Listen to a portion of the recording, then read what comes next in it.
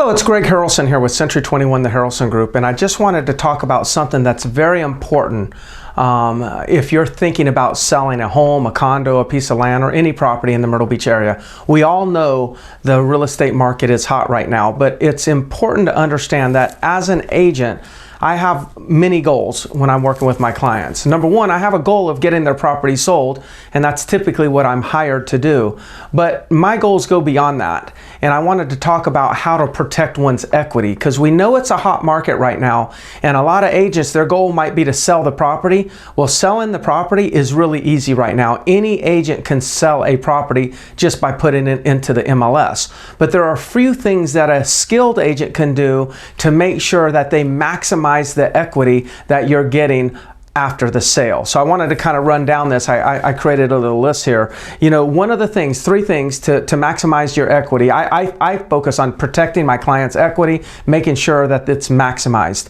The first one is understanding that yes, anyone can sell it, but the negotiating game has become really important. You know, some agents, they get multiple offers and then all of a sudden they just take whatever offer that they feel and you would feel was the best offer.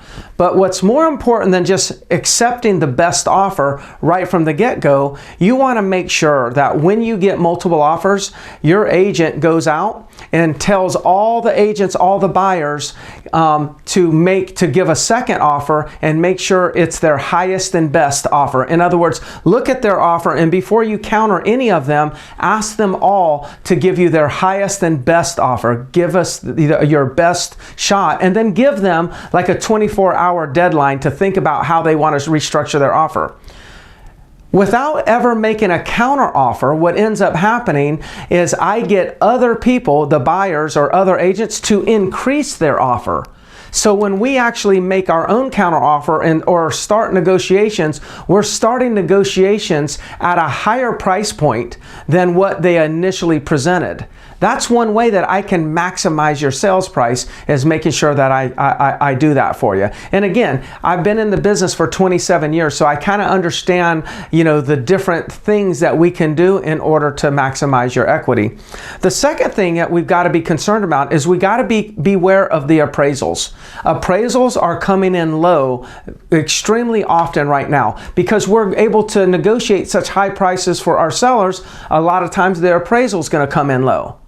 Well, I have techniques to make sure that when we are negotiating, and I think that we could be negotiating a price where there would be an appraisal issue, I have some ideas on how I can negotiate the contract to make sure that even if the appraisal comes in low, we can still sell the property. And we do that through some sort of clause. A lot of people will call it an appraisal gap. It's putting in a clause that in the event the property doesn't appraise, that the buyer will automatically agree to pay X amount of dollars above appraisal and still move to closing.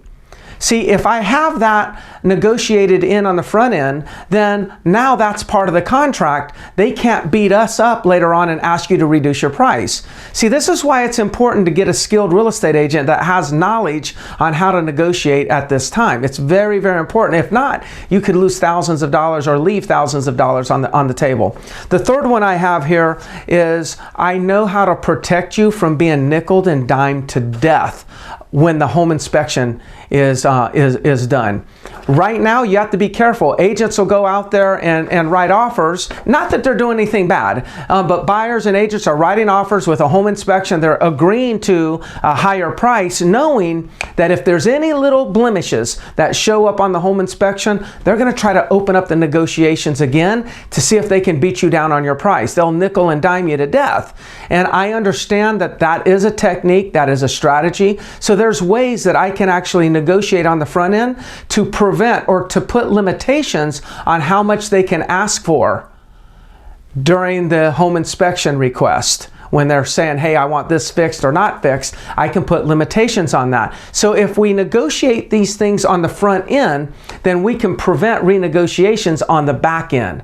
And that's just a few techniques that I use to protect your equity and to maximize your selling price. Again, understand, anybody can sell your property, But not everybody can get you what you deserve when it comes to the net amount at the end of the transaction.